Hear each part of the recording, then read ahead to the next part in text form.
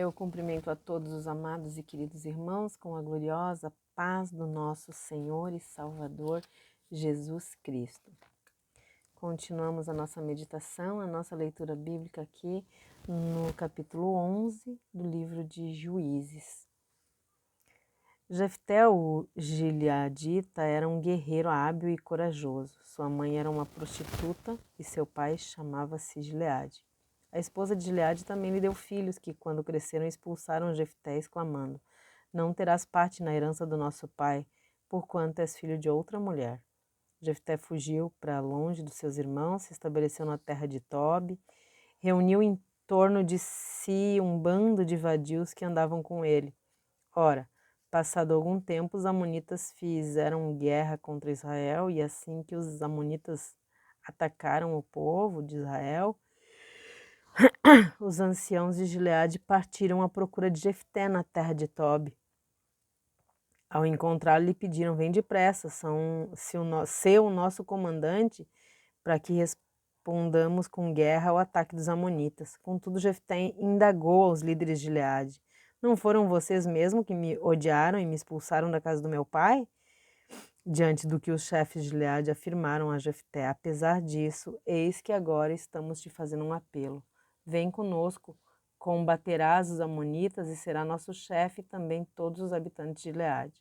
Então Jefté declarou aos anciãos de Gileade: se me viestes levar de volta para casa, a fim de combater os amonitas e para que o Senhor os entregue na minha mão, então serei vosso comandante nesta missão.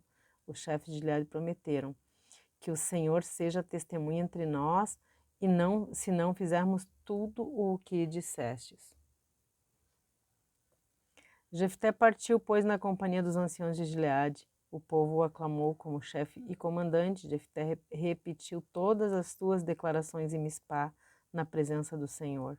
Jefté mandou mensageiros ao rei amonita com a seguinte indagação: Que há entre mim e ti, para que venhas atacar minha terra? Ao que prontamente o rei dos amonitas respondeu ao mensageiro de Jefté: É porque Israel, quando subiu do Egito, se apossou da minha terra, desde Arnon até o Jeboque, até o Jordão. Agora, pois, devolve-me em paz o que tomastes à força.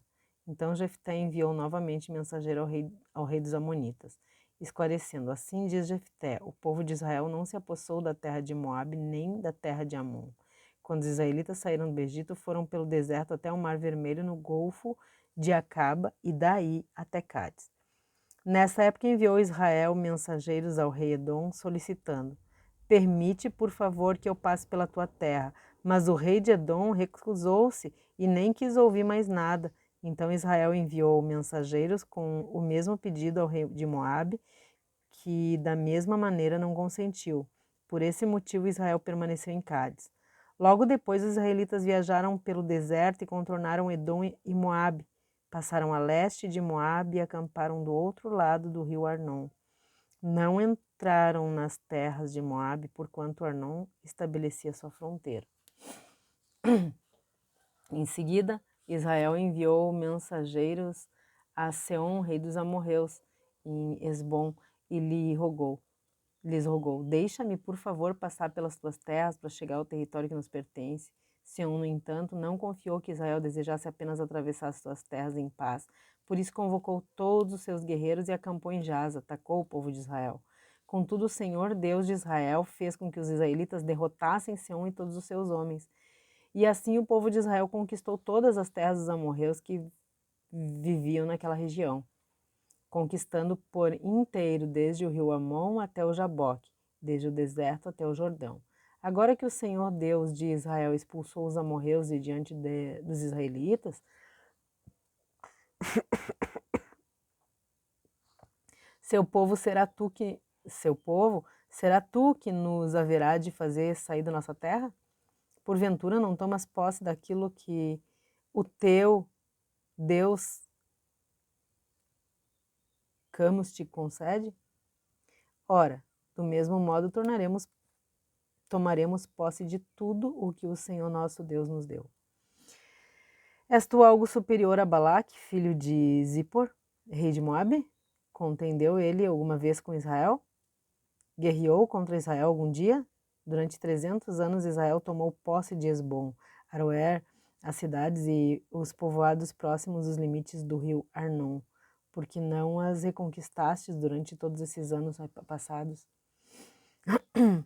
Portanto, eu não fui eu quem errei e pequei contra ti, mas tu sim agiste mal para comigo, ao planejares guerrear contra o meu povo, que o Senhor, o juiz supremo, julgue hoje entre os filhos de Israel e o rei dos Amonitas. Entretanto, o rei Amonita sequer deu ouvidos à palavra que Jefté lhe mandara dizer. Então o Espírito do Senhor veio sobre Jefté e o dirigiu com poder a fim de que ele atravessasse as terras de Gileade e Manassés, passando por Mispá de Gileade, e daí avançou contra os amonitas. Jefté consagrou esse voto ao Senhor: se entregares os amonitas nas minhas mãos, aquele que estiver saindo da porta da minha casa ao meu encontro, quando retornar da vitória sobre os amonitas, será oferecido ao Senhor, eu o sacrificarei em holocausto.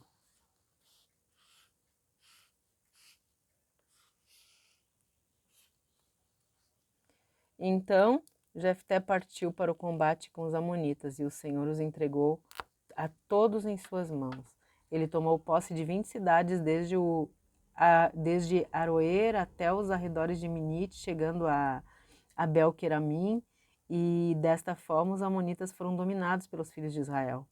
Assim que Jefté retornou à sua casa em Mispá, sua filha saiu ao seu encontro, dançando de alegria ao som dos tamborins.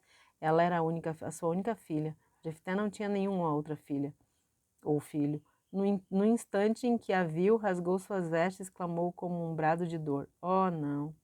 A minha amada filha, estou terrivelmente aflito e desesperado por sua causa, porque eu fiz ao Senhor um voto e não posso deixar de cumprir.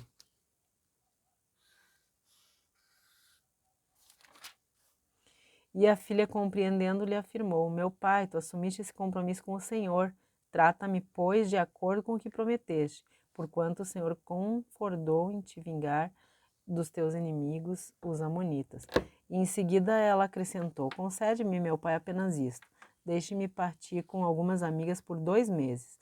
Vagarei e lamentarei pelas colinas na companhia das minhas amigas, pois jamais saberei o significado de casar e ser mãe.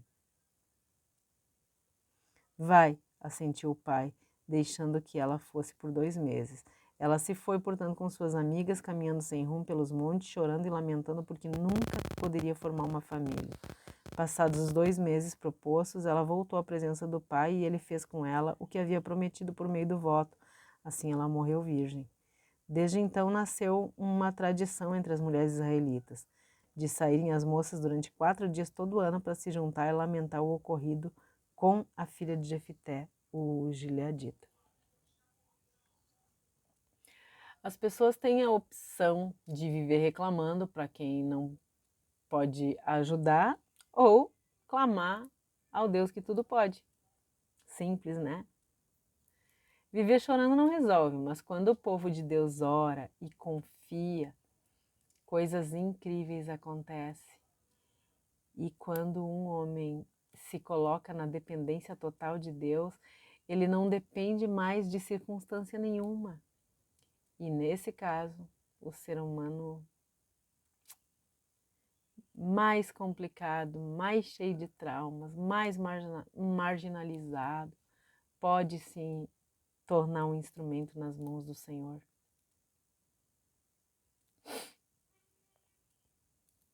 Um instrumento de bênçãos.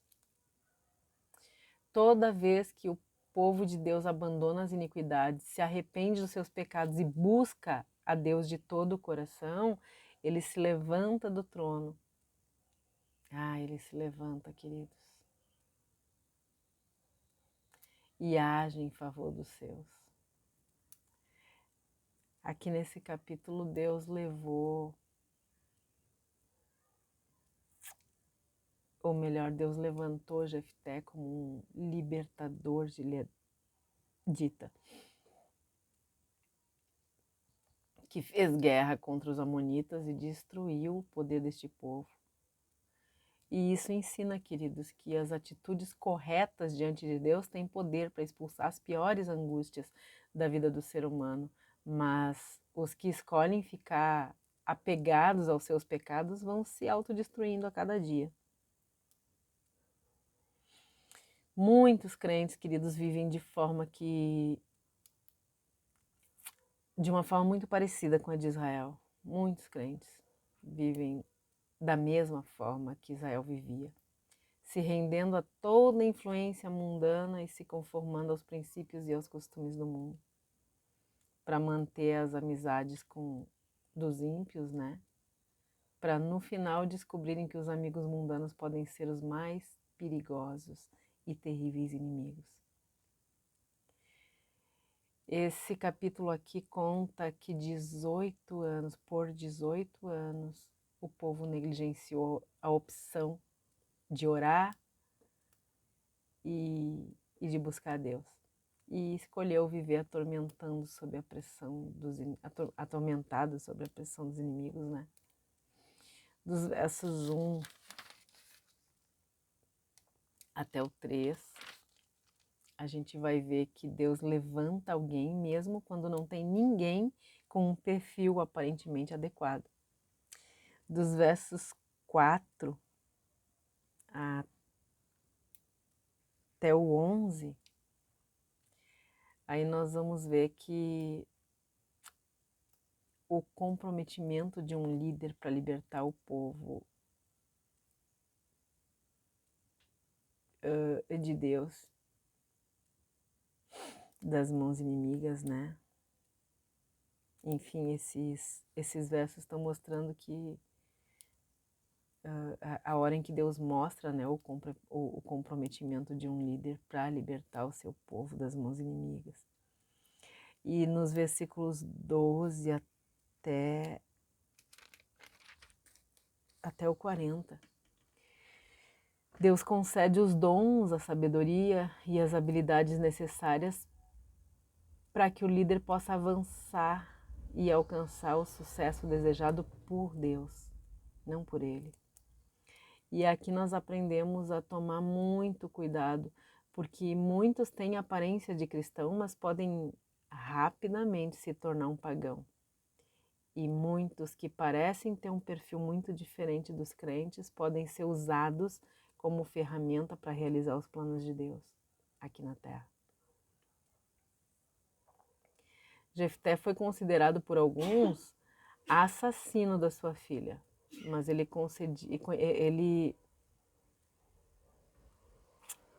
conhecia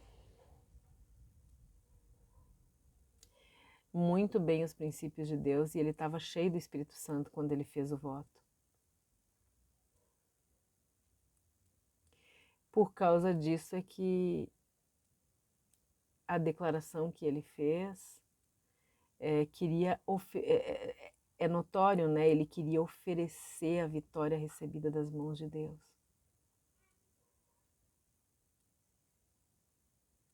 Ele queria oferecer a Deus um sacrifício, consagrando a primeira pessoa que viesse ao encontro dele, né? Depois de ele receber a vitória. Então nós precisamos saber, queridos, que fazer a vontade de Deus sempre traz prosperidade, porque sempre que se alinham a capacidade humana com o agir do Espírito Santo, as coisas alcançam alturas inimagináveis pelo homem. A nossa imaginação não pode alcançar determinadas coisas.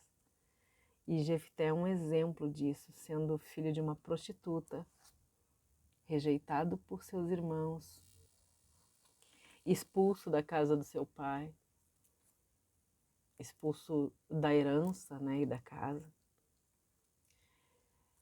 Mesmo com tudo isso, ele não se tornou um homem mau, nem insensível, nem incompreensível e nem vingativo. Aqui dos versículos 34 até o 40,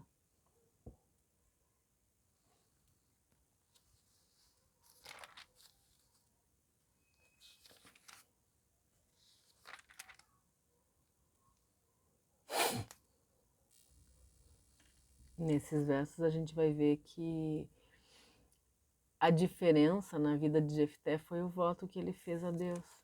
Porque quando ele chegou em casa para celebrar a vitória, a única filha que ele tinha foi encontrar ele e rasgou as vestes e gritou, né? Ele gritou: "Ah, minha filha, estou tão angustiado e desesperado por causa de ti, por causa do voto que eu fiz com o Senhor e não posso quebrar." Mas a filha era criada, muito bem criada, né? Criada conhecendo o Deus que ele servia, e logo ela respondeu: "Meu pai, a sua palavra foi dada ao Senhor, então faça comigo o que prometeu." Agora que o Senhor se vingou dos seus inimigos, né? Só pediu: "Eu quero 2 meses para ir para as colinas e para chorar com as minhas amigas, porque eu jamais vou me casar." Então, Jefté está na galeria dos heróis da fé da carta aos Hebreus, né? Ele foi resposta à oração do povo quando se arrependeu. O povo estava sofrendo humilhação, opressão e se arrependeu. E Jefté foi resposta dessa oração de arrependimento, né? Ele perdoou os que odiavam ele, aceitou o pedido para libertar eles das mãos dos amonitas. Assumiu um compromisso com Israel diante do Senhor Deus. Tentou um acordo amigável com o inimigo, não se irritou com a resposta negativa. Ele reforçou os seus argumentos, né, com base na teologia histórica do seu povo, porque ele estava cheio da palavra de Deus e do Espírito Santo quando ele fez aquele voto. Então não tinha o que temer. Foi por causa disso que o Senhor entregou os inimigos nas mãos dele, né? E fez com que ele conquistasse 20 cidades. Quando Jefté fez o voto, ele disse que aquilo que fosse ao encontro dele, que aquele, né, ou aquilo que fosse ao encontro dele, seria consagrado ao Senhor. Ele não especificou se fosse uma pessoa, se fosse um animal, como foi recebido pela filha. Jefté consagrou ao Senhor para servi-la, para servir no tabernáculo, né, como diz lá no livro de Samuel, no capítulo 2, né, ela permaneceu virgem. Mesmo sem descendente, ela cumpriu o seu voto, se tornou um grande exemplo para os cristãos que quando se faz um voto a Deus, nenhuma dificuldade deve ser impedimento para cumprir, mesmo que o cumprimento disto vá trazer angústia na hora de cumprir, né? Foi o que aconteceu ali. Que a gente possa aprender com Jefté e com a filha dele, né? A ser fiel a todos os princípios. Jefté foi fiel ao princípio de que a gente não precisa votar, mas se votar, tem que cumprir. A palavra do crente é sim, sim, não, não. Jefté é um exemplo para nós. Um exemplo de perdão. Ele não só perdoou, como ele lutou por aqueles que haviam expulsado ele. E ainda por cima, ele precisou entregar, né, a filha para o serviço no templo. Mas a filha muito bem educada, conhecendo Deus, conhecendo a vontade de Deus, sendo submissa ao Pai, prontamente se entregou ao que o Pai havia prometido. Que Deus nos abençoe e nos guarde, que Ele tenha misericórdia de todos nós, que Ele perdoe os nossos pecados e que Ele faça resplandecer o seu rosto sobre todos nós. Um forte abraço e até o próximo capítulo, em nome de Jesus. Amém.